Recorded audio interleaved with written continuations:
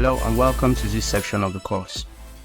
Now, in the previous videos, we have talked about working with Excel tables. We have looked at how to create pivot tables and some simple pivot charts. In this video, we're going to take it a step further and create a full-fledged dashboard from our pivot tables and our pivot charts. Now, remember that in the first video, the source data that we used was data for only December 2014. But in this, to make this dashboard, we have gone to add information for the whole year. So here we have other information for the whole of the year 2014. If you look in here, you can see that we have all the months of the year 2014. So that is what we're going to be using for this dashboard. So I've gone ahead to create a few pivot tables and charts. Recall in the last video we did the sales by salesperson, if you remember, and then we also went ahead to do a top 5. Remember in the last video we did top 10 product categories. So using that application, just the way we did it, you can go ahead and create this top 5 by top 5 customers. So what we did was we moved the revenue to our values pane and then the customer name to our axis. So that's why we have this here, customer name to our rows. So that's why we have our rows, customer name here, and then our revenue here. And then we did a top 10 value filters by top 10. So, but instead of top 10, we did top 5 here. So when you select the top 10, you just put 5 and leave everything as it is, and you will get this. And to change the colors, obviously, if you just click on any bars, you can just come and then fill and select the color. So we're going to leave it at this color that it is now. And remember, when we created this, we did a couple of formattings where we got rid of the labels that we had. If you check the previous video, you see how we got to make sure these labels were here and not just lying at the top, you know, and then we sorted it out, sorted this. Remember how we did this? Sorted this out by coming here, clicking on format axis, and then we came here to put categories in reverse order. That was in the previous video. So just in case you do yours and yours is looking this way, you can just come and untick this and you get what you require. So so in this video, we're also going to go ahead. Okay, I've also done the sales by region. So we're going to go ahead and create a few more pivot tables that we will be using to be part of our dashboard. So the first things first, we're going to go into let's duplicate this. You click on it, come to let's press your control and you release that to have it duplicate there. So I want to look at my sales region by order date. So let me come to the pivot table. Let's make sure the fields list opens. So we have this here. So I want to get rid of my regions here, and then let me move my order dates to the rows. Okay, now this is what I have here. Now it's possible for, this is not very useful to us. You see, it's showing us every single date in that year, and that's not what we want.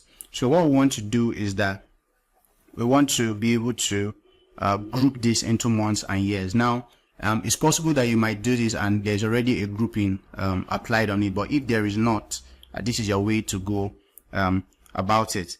So now what this thing did here, let me show you the raw data. It just took this that we have here and then used it to make this chart. But now I want to be able to see it for just every single month. Since you have 12 months, it will be a lot easier for us to understand. So I want to group it by months, and if we have more than 1 year, we also group it by years. So to do that, you just click on any field there, and then let us go to our Analyze tab, and you see this group field here.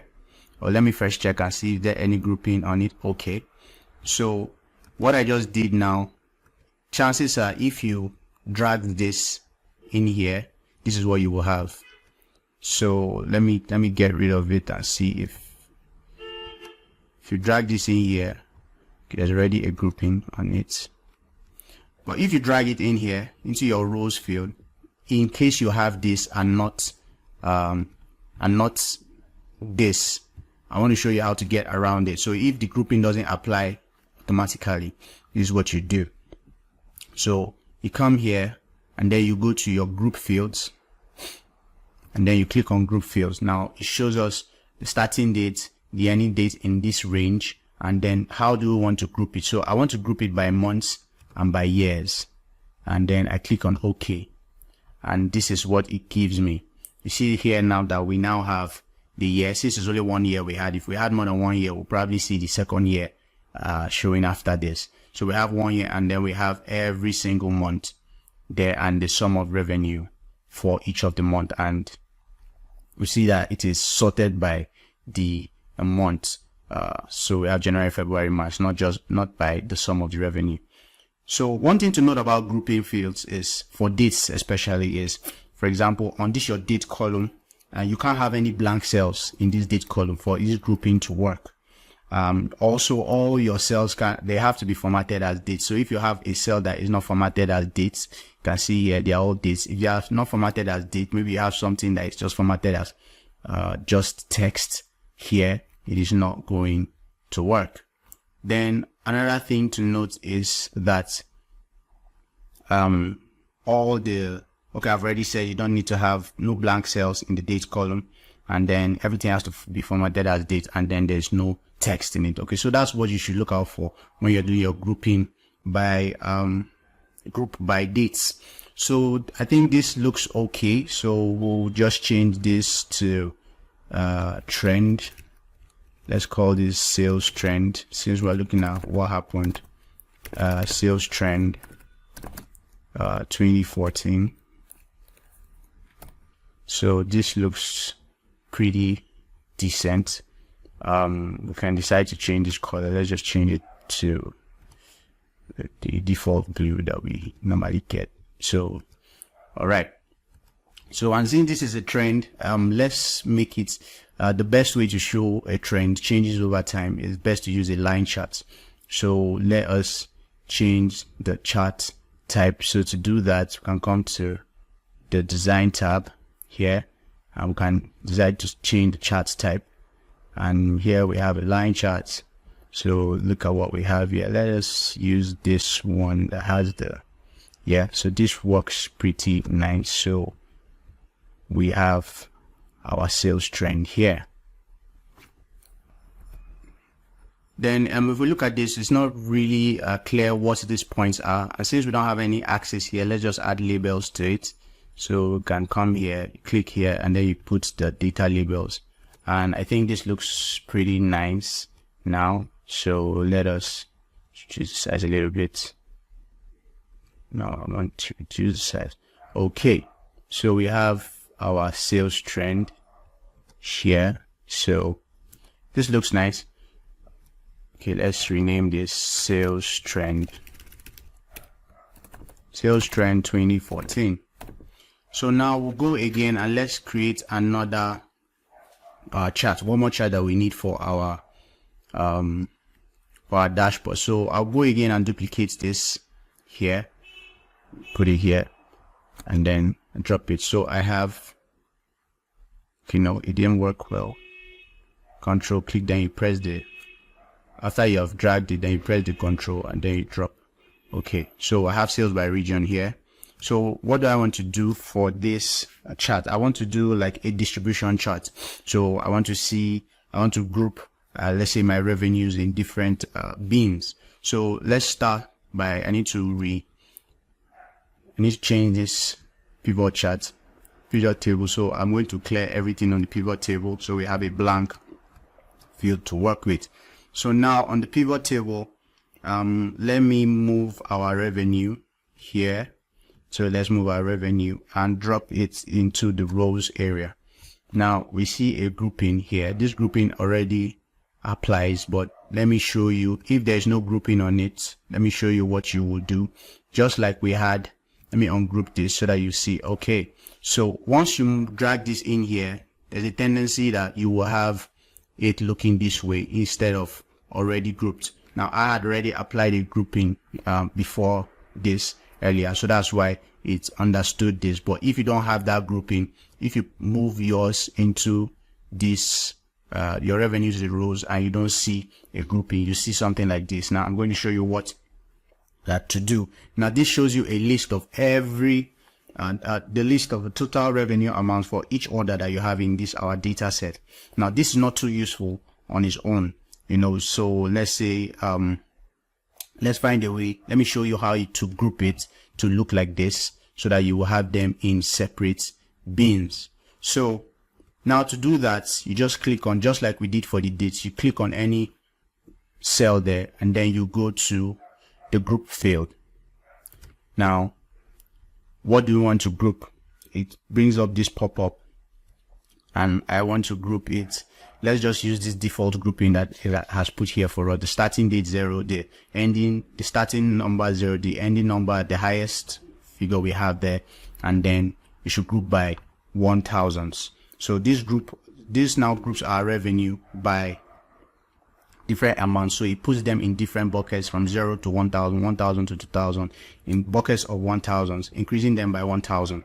So now let's also move our revenue again and put it in the values area. Now this gives us accounts. This gives us accounts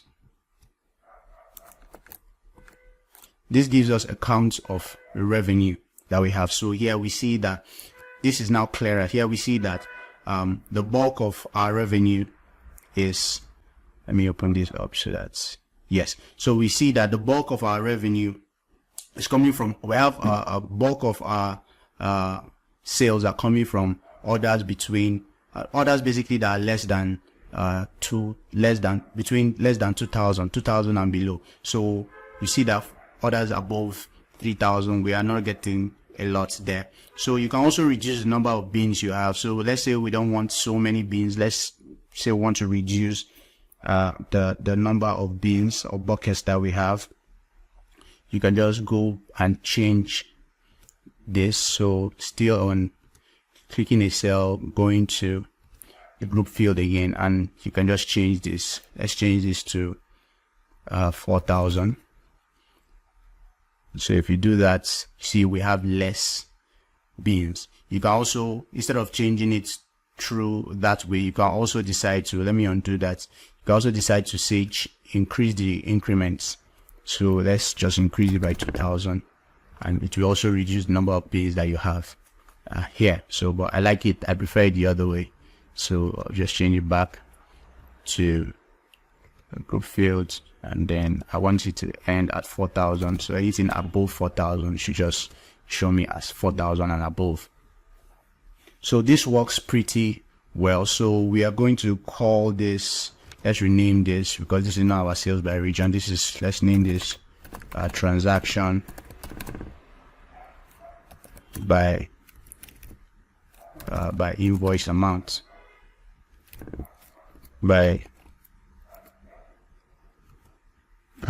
invoice amount. Okay, and this, looking at this now, is already telling us something that, okay, like I said, most of the transactions are coming from the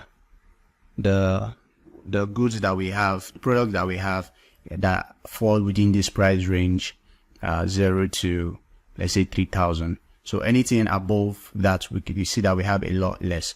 So if this company wants to increase their revenue, they could probably increase their invoice amounts for whatever these products are, or they could just increase the volume of the products that fall into this category so that they will have a lot more sales.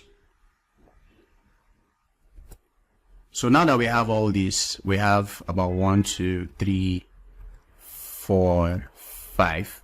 So we want to put this into a dashboard.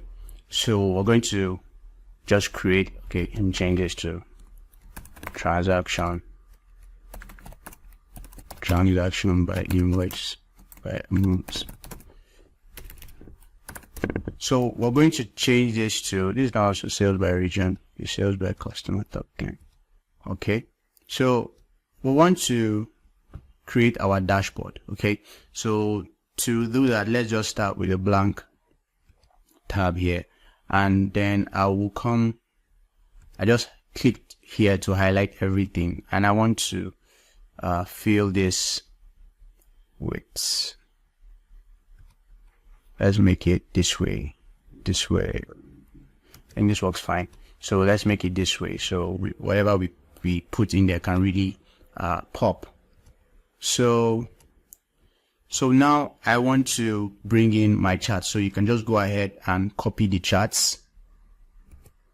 So I'm going to just copy every chart, copy it. You can just click on the chart, Control C, or let me cut it, Control C, and put it here. Let me just copy it out here, Control V. So just go ahead and copy every single chart. So I have gone ahead to fill everything here. So you could just arrange them this way if you want to. So let's name these sheets dashboard.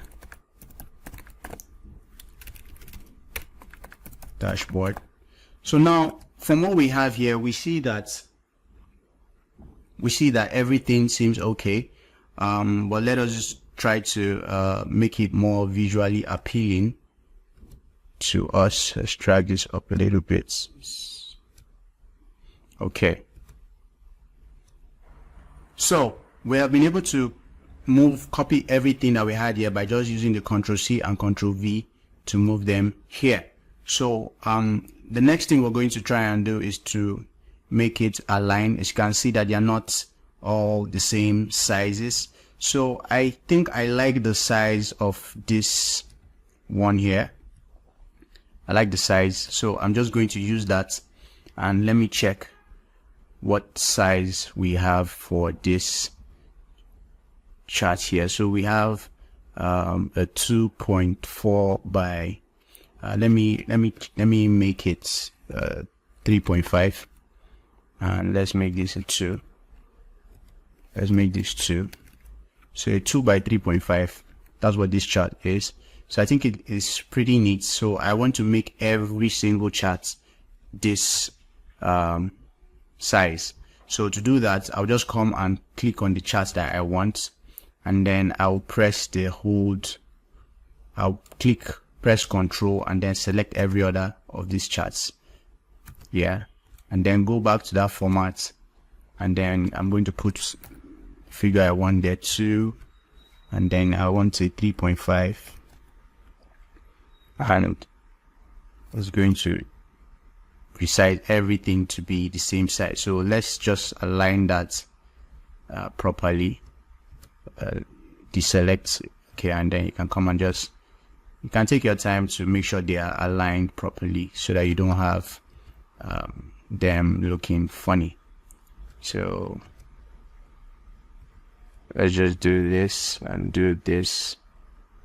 Okay, it's pretty neat. So we can resize this so that it fits into our space, so we don't have unnecessary that lying about. So let me go ahead and drag this down a little bit. So I'm just going to select everything, every cell, every chart, and I will, because I want to put something up there, so I'll just drag it all down. Okay, so select out to do that. You can zoom back in because I zoomed out for this. Okay, so we are good on this part. So next thing I want to do is you might want to put in a title for your chart, but before that, we want to be able to, if you look on these charts, we have, okay, not on this chart we have some filters. So for example, if you come to the analyze on the fields list, so for example on this chart, I can decide to filter by a certain region. Remember in the previous video I showed you how filters work. So all you need to do is to drag whatever you want to filter by to the filter pane of your pivot table. So, but now I want to be able to do it from the dashboard. So instead of having to do it from here, I want to be able to do it from the dashboard. So what I would do, the alternative to the filters there is what we call the slicers. So in the slicers, what you do is, for the slicers, what you do is that you come to insert, you click on one of the tables, and then for this design, on the analyze tab, once you click on one of the table or one of the charts, on this pivot chart tool, so here you see insert slicer. So let me insert a slicer here. So let's do this. Come to insert slicer, and now I want to put a slicer for the regions. So I want to be able to view things by regions, and I want to view by salesperson also. So that will insert two slicers. So we have two slicers here that are showing us for regions and salespersons, and bring the regions up. So we have for regions up here, and we have, can reduce the size of this just to fit what we have here, and then we have salesperson here.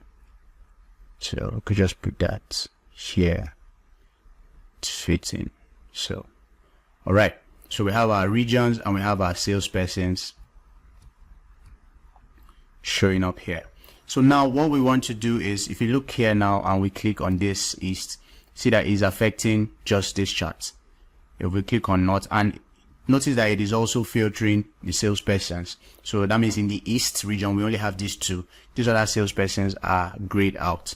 So what I want to do now, I want to make sure that this region affects every single chart in our dashboard. So to do that, we are going to, okay, there's something that we need to do in this chart. I thought I did it. Let us check the main chart. Okay, there are labels here, but for some reason the labels are not here. So let's just add the labels. All right, so it looks a lot better. Okay, so our labels are now here, so it looks better. You didn't notice that until now. So now we can see, okay, in September this was the amount, and so on and so forth for 2014. So now I want to make sure this filter affects every single page, every single chart. So I'll just click on the slicer, and then I come to the options, and then you come here and you select report connections. So when you do that, this is now telling me that, okay, this filter is only affecting this pivot table. And this pivot table is whatever pivot table that we made this chart from. That's what the filter is connecting, is affecting. And it also helps us to see which sheet, we named the sheet, so we know that the pivot table on that sheet, which is our sales trend, which is this one, and the filter is only affecting it. So we want it to affect every other chart, so we'll just tick on every chart we have here, and then we okay this. Now once we select the filter here, you see that it is affect. Let me resize this so that we can see what's going on. Or let me drop this up to height.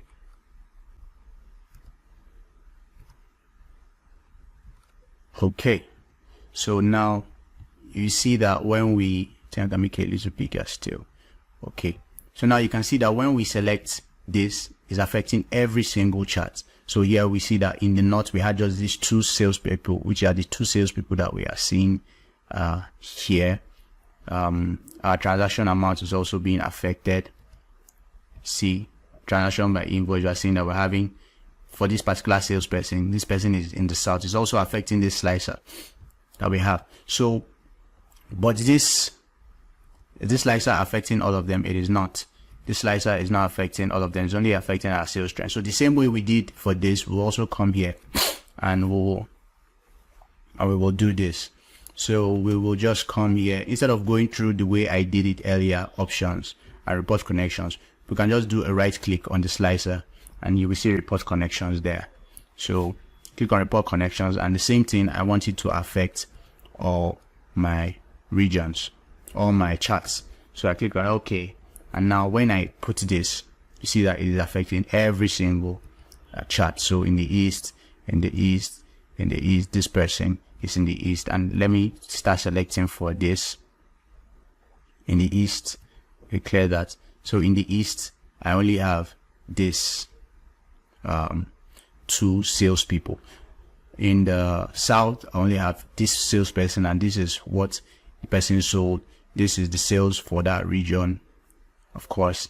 And then obviously these are the top 3 customers that we have there in our top 5. And then we have this distribution for our transaction amount, and then these are the sales trend that we have for that place. So we see that we have something working really nice. Of course, to get rid of any slicer, you can just come and click on this to clear whatever selection that you have there. So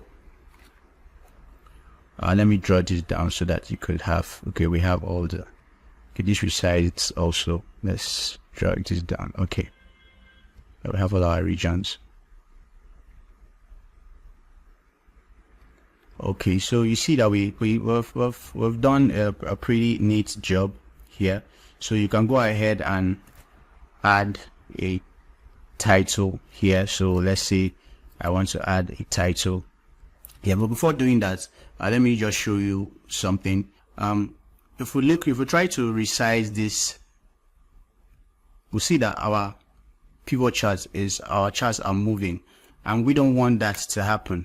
So what you do is, you want that regardless of how the cell width is increased, it should not affect the size of our pivot charts. Just Ctrl Z to undo that. So for us to make sure that this is fixed, what we'll do is we'll come here, you press Ctrl, and then you select every chart that you have there on your pivot table, on your dashboard, and then on this format tab here, you click on that, and you look at this arrow down here. Just click on that arrow, and then it will bring out this format shape tab. Now you see where it says move and size with cells. We don't want that, so we want it to not move and or size with cells. So you just change it. This is what is going to be on. You just move it to this. If you come here and this is where it is, then you're fine. And if you try to move it and it doesn't move, then you're fine. So now that we have done that, let us try and resize ourselves, and we see that nothing is happening to this. So, but we see that it's affecting our pivots, our slicers. So let us bring the slicers back here, and let's do the same thing for the slicers. We don't want it to move. So it's saying move, but don't size with cells. We also don't want the slicers to move. So the same thing that we did for that. And once we move this, you see that nothing is happening to our slicers. You can move, you can increase, our slicers remain the same. For those that did not get the coloring thing I showed earlier, you can just change the colors here. I set this to blue, but when we started creating our chart, it changed back. So I will just move it back to this so you can see better color scheme. So you can go ahead and add a title to your pivot table, to your dashboard. Let me just call this sales, or let me call this 2014 sales outlook 2014. So you can just do a merge and center here, do a merge and center, and then we can format this cell. Remember, we used some cells formatting earlier, and then I could just decide to increase this a little bit, increase this size. Okay, so we have that, and let me open this up a little bit, yeah. So this up, so we have this, looks pretty okay. So that brings us to the end of this video. You see that we have our responsive slicer working, selecting every single aspect of the chart. So remember, there's something I need to show you here. So if you select this. Now you see these slices that are grayed out. That means there's no data for this particular selection here. So if you have selected the knot here, this slicer is active, and you come here and you select this, you see that we have a blank chart. So there's a way to work around this. If you want your slicer not to show, if you want it not to show the ones that don't have data for a particular selection, there's a way to work around that. So to do that, we unselect this. So to do that, so to work around that, this is what we do. You come to this slicer. So what I want to do is, when I select not, I want to only see these two figures. Every other thing here that is grayed out, that doesn't have data for that particular selection, should not be on this slicer.